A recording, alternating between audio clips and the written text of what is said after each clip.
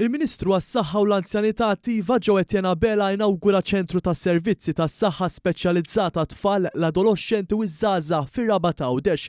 Permezz ta' dan iċ-ċentru ġdid li huwa l-ewwel wieħed tax-xorta tiegħu fil-Gżira Awċija ma' 300 persuna u l-familji tagħhom se jgawdu minn numru ta' servizzi li jiġu offruti fit-taqsima ta' CDAU u CYPS bħal occupational therapy, fiżjoterapija, patoloġija tal-lingwa tat-taħdid, psikjatrija, dental hygienist, pedjatrija tal-komunità u terapija tal-familja.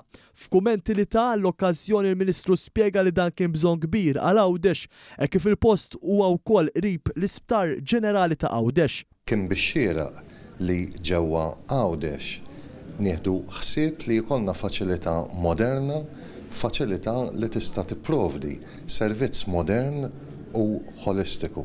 Il-faċilità inserta li jaqrib ħafna ta' l-Isptar Ġenerali Għawdex li kif jaf kulħadd aħna għandna viżjoni li niżviluppawha għat-tul.